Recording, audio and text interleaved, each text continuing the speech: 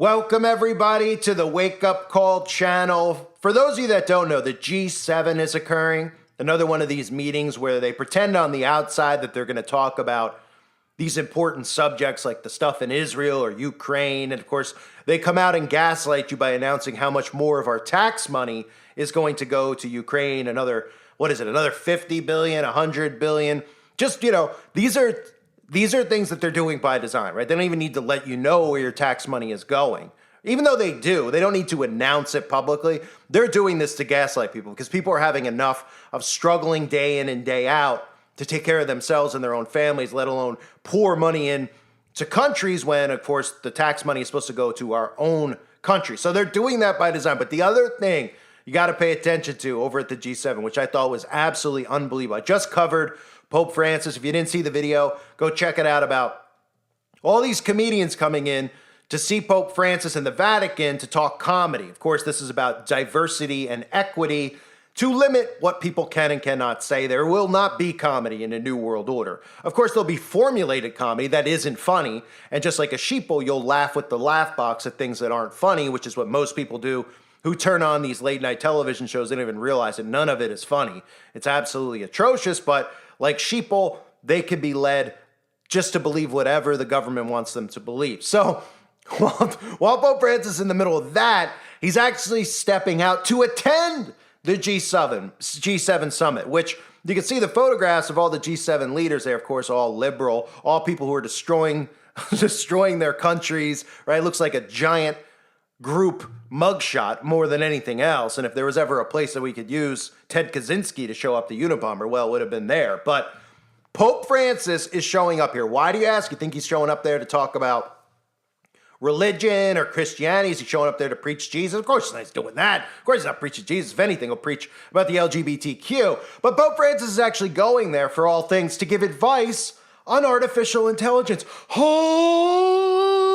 Oh, I didn't know Pope Francis had a master's or a doctorate degree in artificial intelligence. But of course, for whatever reason, and they give you the funniest reason, which I'll get into, as to why he's the one there, because apparently he was a photo of him, a deep fake of him wearing a puffy coat is the reason, this is really what the articles are saying, that's why he's there, because somebody made a deep fake of him. But we still need AI, of course, because that's what it's about. We need to accept AI, but we need to limit it and restrict certain aspects of it because they don't want you to get suspicious of what AI is in the first place, but it has to remain here. It has to remain, so we need laws in place immediately. Thus, we have to accept AI. We can't just get rid of AI, which is what we should do. So they're bringing in Pope Francis, right? And isn't it convenient it's the same time that Pope Francis wants to go and talk about AI? He's also talking about what's real and what's not real. Remember the videos I did covering the Vatican? The Vatican is going to tell us what's a supernatural event and what's not. That's interesting. So the Vatican is going to be the one that tells us if it's God communicating with us, if a sign in the sky is real or if it's fake. And if anyone out there questions it, well, you're not allowed to because the Vatican's going to tell you it's God telling us something or not.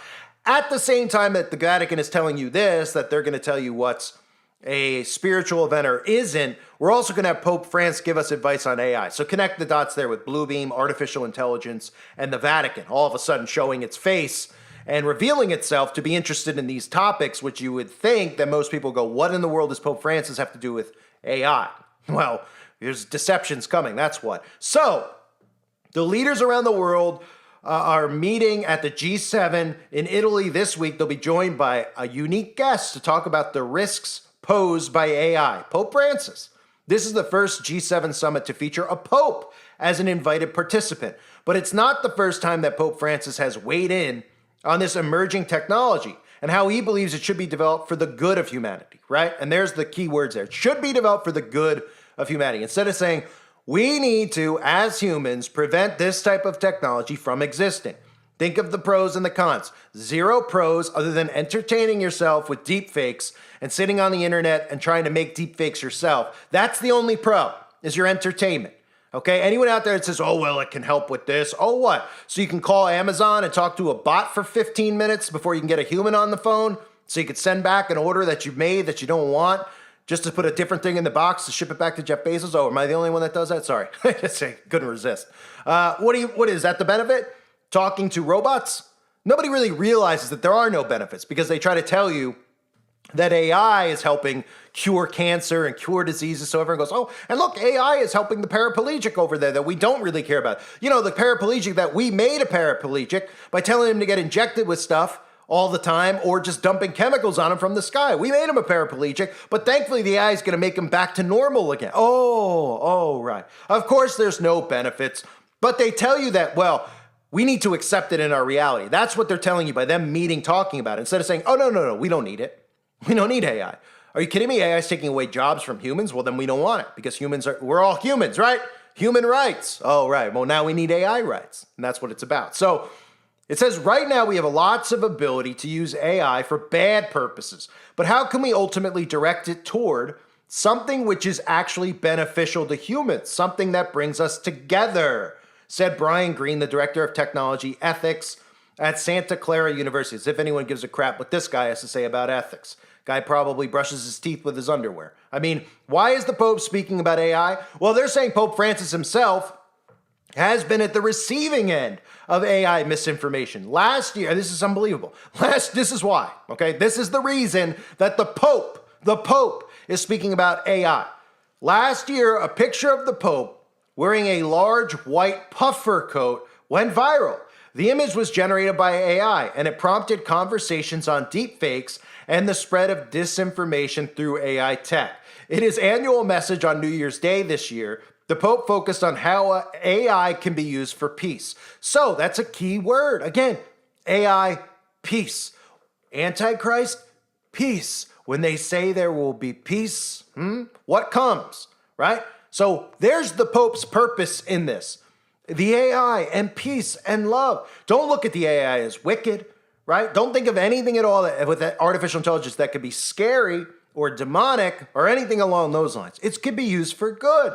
Love on the demons, folks. Mate with the demons. Make some Nephilim, why don't you? Says his work on the issue goes back several years when the Vatican and tech companies like Microsoft, so there you go, Vatican working with Bill Gates directly, started working together to create a set of principles known as the Rome Call for AI ethics, published in 2020. Companies and governments that sign on to the call have agreed to voluntary commitments aimed at promoting transparency and accountability in AI development. The Italian government has been seeking to elevate. See, this is what's amazing about it. If you don't see what they're trying to do here, is they're not even giving you a chance to reject AI. They're not giving you a vote on it. They're not giving you say in it. That's the point. They're just going, well, okay, AI is here. Nobody asked for it, right? Next thing you know, the government, the Vatican, all these people are talking about, well, we need to make sure it's good AI and not bad AI. Instead of going, hey, do you people think that we should have AI if it's going to cause people to lose their jobs and it could be dangerous? They could eventually turn on humans. You know, they're not giving you a say. They're just jumping right to, hey, we need to establish laws. We have AI. That's what I've been getting at. That's the point. They're not even letting you comprehend what it is. Most people out there can't comprehend what it is. So they're just like, what is this AI? They're like, oh, look, see how you got auto-corrected on your phone? That's AI. Oh, it is? Yeah, you're changing your words up. You see how you could talk into your phone and it texts for you? Oh, that's talk to text. Oh, that's AI. Oh, well, I need those things so I could do it while I drive, right? Oh, yeah. So they're going to talk about what's good about it, what's bad about it, and we're going to get regulations in place. Instead of going, whoa, here's this thing that people you don't know created called AI. We've tied it into everything with the internet. We tied it into everything with your phones. And it's here to stay. We're not even going to let you say you don't want it or not. We're just throwing it on you. And before you can realize what it is, we're going to put laws in place to protect it from you, but also protect you from it. Wink, wink. And then the only way they mean to protect you from it is if, per se, you're some type of civilian who is not a threat to the New World Order. Say you have a really high social score. Okay? So in other words, the government looks at you as a good civilian because you kiss their rear end and you don't question anything. Well, somebody makes a deep fake of you, making out with somebody else or something along those lines or with your clothes off. Well, then the government will come in and protect you so that doesn't spread around like wildfire. But of course, for people like me and you, people with bad social scores, well, they'll just make sure they create deep fakes of us to either make it seem like we did something we didn't do or to just imprison us in general. Right? So that's how this whole thing is going to work with AI laws. If you don't understand yet, that's what they're getting at. So this whole thing, right? They say what the G7 has said so far about AI. Okay, the G7 leaders have been discussing artificial intelligence and AI ethics for years now. Last year, when Japan hosted the summit, G7 nations agreed to some international principles on AI. Neither that framework nor the Rome Call are legally binding documents, but they do provide a pathway for accountability and future laws. This is about that. Future laws, accountability, end quote, binding documents. Once there's binding laws and documents, then there's no going back on AI. Then there's no going, wait, who even created AI? What is it even? We haven't given people the chance to even ask those questions. Most of us know what it is. We know of the fallen one's technology. We know what we're seeing here. Other people out there just think it's some type of app. They're like, what is that, an app? Somebody coded something in a factory somewhere and, oh, it makes things faster and easier. Right? That's their head exploding when they realize what this really is. They're not going to give you a chance to realize the dangers. Okay? They might tell you out in the open some of the dangers, which is a part of universal law. Some of the stuff we see out in the open, we're like, yeah, AI is going to kill off humans. And that's part of universal law. So they're telling you this stuff and giving you a chance to stop it, but they're really not giving anybody a chance to process it, to stop it, to go out there and say, get rid of it now, because they're too distracted. They're distracted with Trump, they're distracted with Biden, they're distracted about what a woman is and what a man is and who could have a baby or who can't. All nonsense. Well, you can see what they're hell-bent on doing. Hollywood, the Pope, these are the main concerns, right? When we supposedly have wars going on, the main concern is AI. The Pope's flying in to talk about AI. This is to move along regulation to accept AI. Again, they're going to tell you that it's here to protect you from AI. It is to accept AI. Once there's laws to protect you from AI, the next thing that comes is to protect AI from us, because then the propaganda will come out about how AI has feelings, how AI are people. We've seen it already. How many movies have we seen where they try to make these robots into people? How many things do we see nowadays where people are more attached to their tech than they are of humans? They've grown cold, as the Bible tells us, of others. They've grown cold of people, right? That's what's happening right now.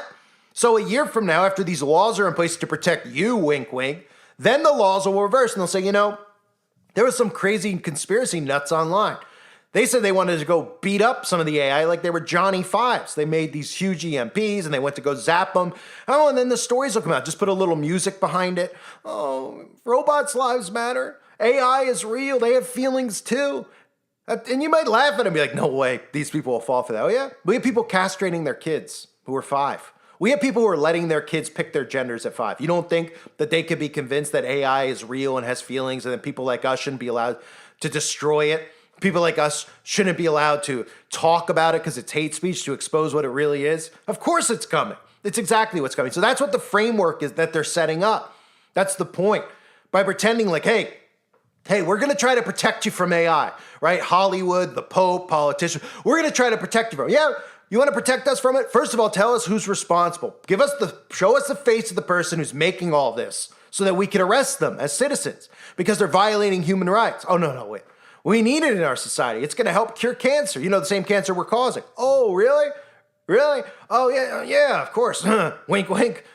Right. Instead of that, they just go, oh, we want to bring an AI to your attention because we want to protect you from it. So these idiots out there who are distracted with nonsense keep going, all right, they're going to put some laws in about AI. And they don't realize when laws are in about AI, that means AI is here to stay. There's no going back on it.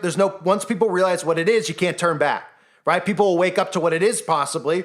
And then they'll go, oh yeah, but the laws are in place already for AI. It exists. We've established that it exists. Now it exists, period. Can't go back, can't say it doesn't exist. It exists. Look, there's binding documents, there's laws in place. And then, of course, those laws will be turned against us. So that's what the Pope cares about. That's what the G7 cares about. And it's so over most people's heads.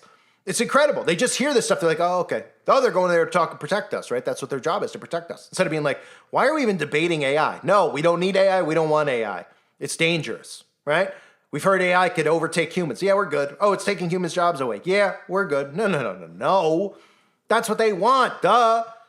Right? And then the Pope, conveniently, these are the 3 things the Vatican's concerned with, right? 4 things. Let's put the LGBT in there, right? I just did a video on the Pope. LGBT in. You can see where the Vatican is going with openly, with the, they got to be careful with women's rights and a right to choose, because they don't want to lose too much of their, they got to keep that mind control that they have over Christians out there and keep lukewarming them into these New World Order agendas. So they tippy-toe around that. But what are the other things they keep talking about? Well, they're talking about hate. They're talking about being mean to people, right? They're talking about comedians that they need to kind of alter what they say. right? Because it could hurt people's feelings. That's what the Vatican cares about, speech. And then, of course, they care about AI, right? And nobody's going, what is the connection between the Vatican, the Pope, and artificial intelligence? At the same time that the Vatican and the Pope come out, and what do they tell you? Well, any type of supernatural event that occurs, we're going to tell you if it's real or not, okay? We're going to be the benchmark. So, we have to, and they go, why are you going to do that? Well, because there's so much misinformation out there. You could trust us. We'll tell you. In other words, so when people like me tell you that it's a deception, the Vatican will come out and say people like me are conspiracy nuts, then they'll cancel our channels, etc., for questioning what they're telling you is a religious biblical event, like Project Bluebeam, right? So you got that going on. At the same time, you have the Pope going to the G7 summit, and you go, oh, is he going there to talk about peace in Ukraine? No, he's going there to talk about AI. Nobody's paying attention, ladies and gentlemen. But I am, and hopefully you guys are too. I thank everybody for being here. Hope you're all doing well. God bless you as always, and your families.